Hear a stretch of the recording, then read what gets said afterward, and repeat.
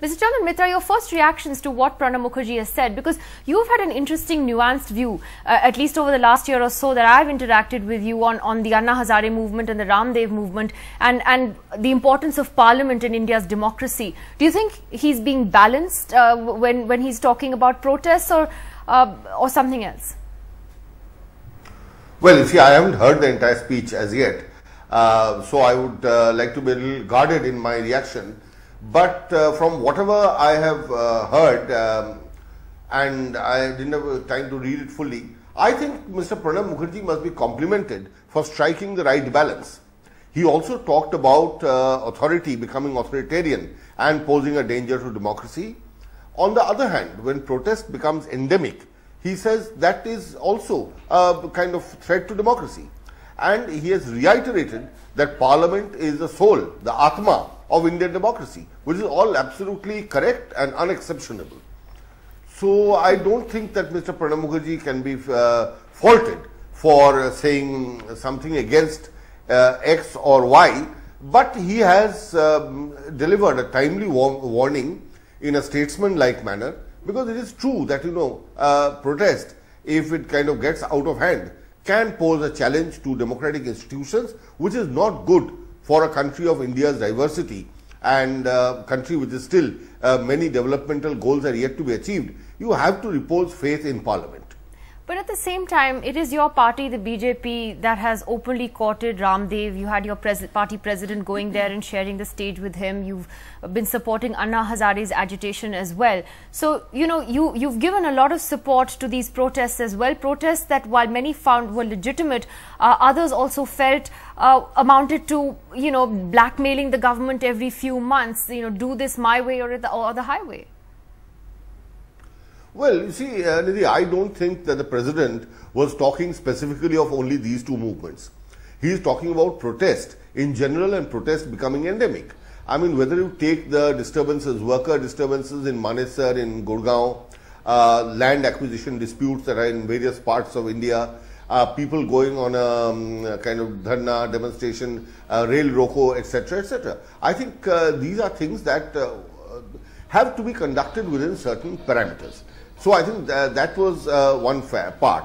And as far as Anna Hazare's movement and Baba Ramdev's movement and the BJP's association, look, I think our position has been clear right from the beginning. Because Anna ji and Baba Ramdev have raised the issue of corruption and raised it very effectively, powerfully, and reached out to people who were perhaps not really part of the political movement or not part of political parties, we believe that the anti-corruption movement is an ally of the BJP, which first launched this movement against black money. So we have supported and will support. But one position has been very clear: laws cannot be made in Ramlila Maidan or Jantar Mantar.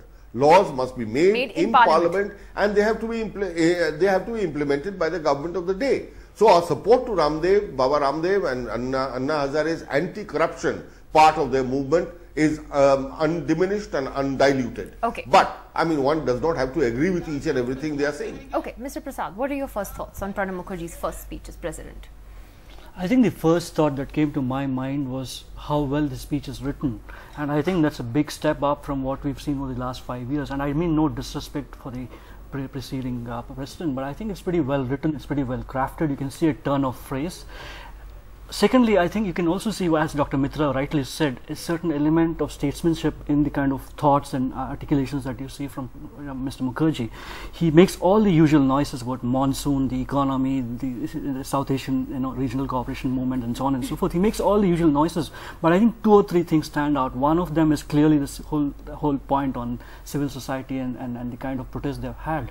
I beg to differ with Dr. Mitra on the fact whether Mr. Mukherjee is talking about just these two protests, Anna Hazare and Baba Ramdev. I really do think he's talking really about these two, because it's an integral part of these things.